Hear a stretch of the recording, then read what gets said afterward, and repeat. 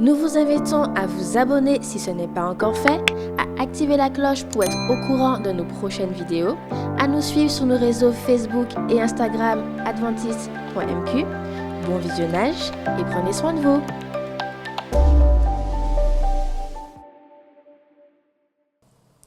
Nous voulons nous fortifier autour de ce sujet qui a pour titre « Marcher selon l'Esprit » et que Dieu nous accorde sa présence par son Esprit Saint.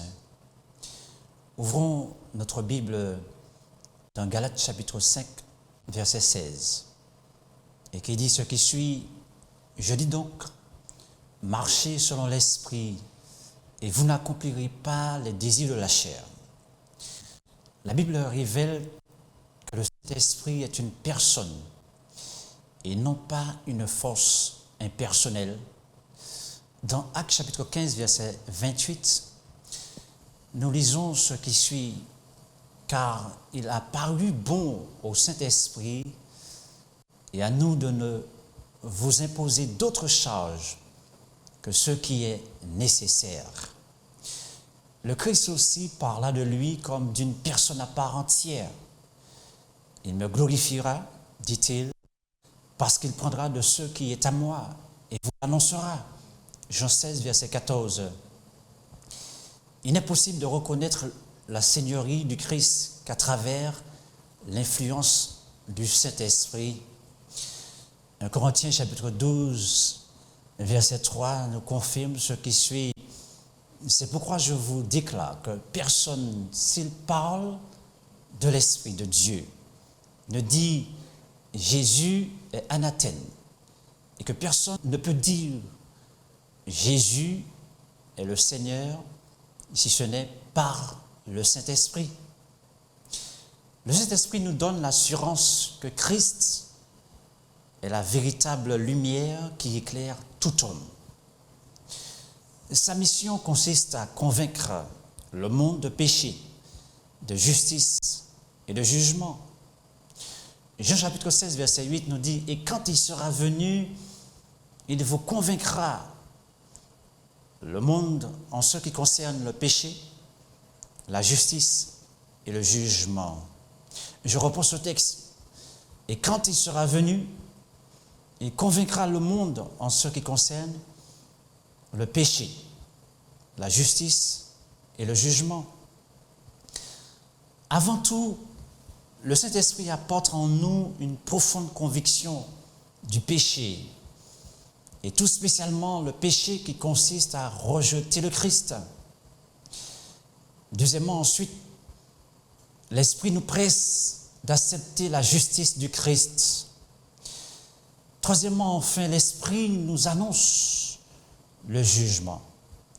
C'est un puissant moyen par lequel les esprits les plus obscurcis par le péché sont poussés à la repentance et à la conversion. La Bible envisage la relation du Saint-Esprit avec le peuple de Dieu. Pierre chapitre 1, verset 2 dit ce qui suit: « Et qui sont élus selon la préscience de Dieu le Père, par la sanctification de l'Esprit, afin qu'ils deviennent obéissants et qu'ils participent à l'aspersion du sang de Jésus-Christ, et que la grâce et la paix vous soient multipliées. » Cependant, personne ne peut le recevoir sans satisfaire à certaines conditions. Selon Pierre, Dieu a accordé l'Esprit à ceux qui persévèrent dans l'obéissance. Lisons ceci dans Actes chapitre 5, verset 32. Nous sommes témoins de tout cela, avec l'Esprit Saint que Dieu a donné à ceux qui lui obéissent. Le seul moyen pour les croyants de demeurer en Christ réside dans l'Esprit. Le Saint-Esprit, nous dit la Bible, est omniprésent. Nul ne peut échapper à son influence. Lisons ce texte dans le psaume 139, versets 7 à 10, et qui dit ce qui suit: « Où irai-je loin de ton esprit, et où fuirai-je loin de ta face? Si je monte aux cieux, tu y es. Si je me couche au séjour des morts, t'y voilà. Si je prends les ailes de l'aurore et que j'aille habiter à l'extrémité de la mer, là aussi ta main me conduira et ta droite me saisira. Le Saint-Esprit est omniscient. 1 Corinthiens chapitre 2, 10 à 11 dit « Dieu nous les a révélés par l'Esprit, car l'Esprit sonde tout, et même les profondeurs de Dieu. » Jésus assura les disciples qu'ils recevraient le Saint-Esprit comme son représentant. Dans Jean 14, 18, nous lisons « Je ne vous laisserai pas orphelins, je viendrai à vous. » Dans le Nouveau Testament, le Saint-Esprit est appelé l'Esprit de Jésus.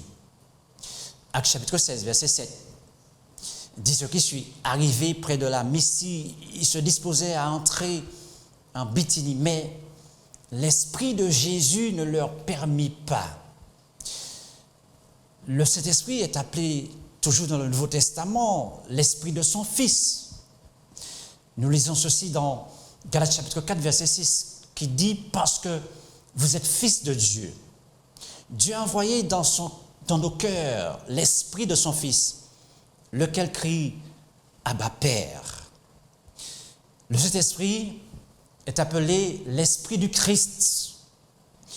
Lisons ceci dans 1 Pierre, chapitre 1er, verset 11. Voulant sonder l'époque et les circonstances marquées par l'Esprit de Christ qui était en eux et qui attestait d'avance les souffrances de Christ et la gloire dont elles seraient suivies.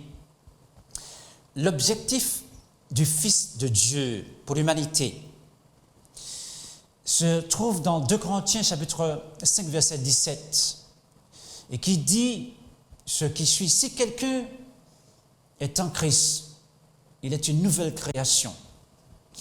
Les choses anciennes sont passées et voici toutes choses sont devenues nouvelles. Jésus nous donne cette possibilité de vivre une vie divine en lui, par lui. Et grâce à l'Esprit Saint, grâce à la personne du Saint-Esprit, la troisième personne de la divinité, Dieu nous fait ce don merveilleux. Le Saint-Esprit nous transforme à l'image de Jésus-Christ. Il prend tout ce qui est à Jésus-Christ pour nous les révéler. Ce qui veut dire que Jésus est notre modèle par excellence. Et nous sommes appelés à nous identifier à la personne de Jésus-Christ. Ce qui veut dire que nous sommes appelés à laisser Jésus, par l'action de cet esprit, nous transformer pour le royaume des cieux. N'oubliez pas que notre, objectif, c'est d'entrer dans le royaume des cieux, dans le royaume de Dieu. Et pour y entrer, Dieu nous a laissé le Saint-Esprit pour nous permettre de remplir les conditions nécessaires, c'est-à-dire nous transformer à l'image de son Fils, Jésus-Christ. Seul le Saint-Esprit est capable de nous transformer. Si nous ouvrons notre cœur, le Saint-Esprit agira. J'ai avec moi cette citation qui se trouve, et pour confirmer que seul le Saint-Esprit est capable de nous transformer, dans Message à la jeunesse, page 155, que vous pouvez relire. Message à la jeunesse, page 155, et qui dit ce qui suit. La vie chrétienne n'est pas seulement une modification ou une amélioration de la vie ancienne. C'est une transformation de nature. Il doit y avoir une mort au moi et au péché, et une vie entièrement nouvelle. Seule l'action du Saint-Esprit, seule l'action efficace du Saint-Esprit peut produire un tel changement. Nous pouvons remercier Dieu pour le Saint-Esprit qu'il nous a laissé, qui fait un travail merveilleux dans notre vie nous transformer pour le royaume des cieux, pour refléter la personne de Jésus-Christ. Jésus, dans sa personne, a marché en relation avec son Père céleste, était uni au Père grâce à l'action du Saint-Esprit dans sa vie et reflétait un caractère merveilleux qui donnait gloire à son Père céleste. Romains chapitre 8, 14 nous dit « Car tous ceux qui sont conduits par l'Esprit de Dieu sont fils de Dieu. » Le Saint-Esprit a pour mission de nous révéler la personne de Jésus-Christ, faire de nous des fils de Dieu pour le royaume des cieux. Ce qui veut dire que nous avons besoin de la personne de cet esprit, de ce don dans notre vie. Voulons-nous le chercher de tout notre cœur?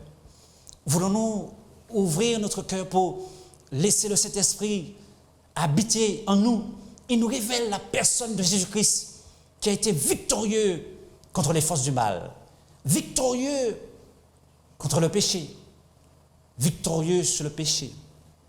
Nous pouvons remercier Dieu pour le don du Saint-Esprit. Dans le livre Jésus-Christ, page 85, je vous invite à lire ce commentaire et à écouter attentivement ce qui suit. Le livre Jésus-Christ, page 85, pour nous confirmer l'œuvre de l'Esprit Saint dans notre vie. Ce qui veut dire que quand le Saint-Esprit est en nous, nous ne pouvons pas être la même personne. Dieu nous change. Et lisons ensemble ce qui suit. Quand l'Esprit de Dieu prend possession d'un cœur, la vie est transformée. Je reprends pour nous aider à comprendre ce que fait l'Esprit Saint dans notre cœur. Quand l'Esprit de Dieu prend possession d'un cœur, la vie est transformée. On met de côté les pensées de péché. On met de côté les pensées de péché. On renonce aux mauvaises actions. L'amour, l'humilité et la paix succèdent à la colère, à l'envie, aux querelles. La joie remplace la tristesse et le visage reflète la lumière céleste. Je dis gloire à Dieu. Laissons le Saint-Esprit réaliser cette œuvre magnifique de notre vie. Et nous aurons cette paix au quotidien, la paix de Jésus-Christ, qui maintiendra notre cœur en communion avec Dieu le Père céleste, Dieu le Fils, Dieu le Saint-Esprit. Nous avons cette possibilité de demander avec insistance le Saint-Esprit. Jésus dit, demandez et vous recevez. Demandez avec insistance le Saint-Esprit. Et le Seigneur est disposé à accomplir toutes ses promesses. Demandons.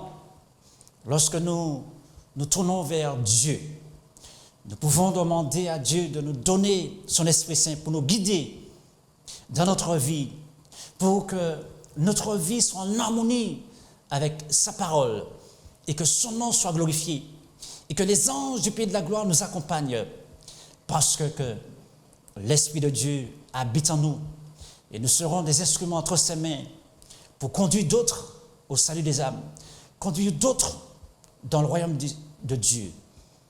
Voulons-nous ouvrir notre cœur à l'influence de cet esprit?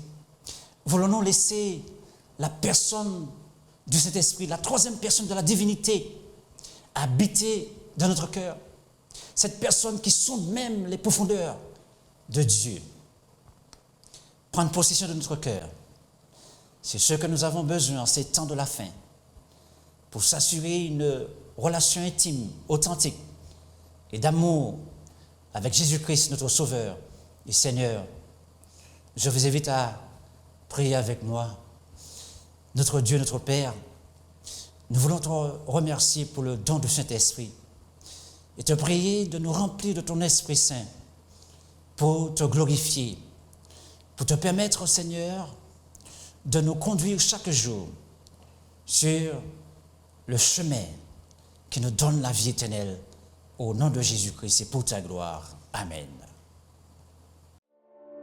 Nous vous invitons à vous abonner si ce n'est pas encore fait, à activer la cloche pour être au courant de nos prochaines vidéos, à nous suivre sur nos réseaux Facebook et Instagram adventiste.mq. Bon visionnage et prenez soin de vous.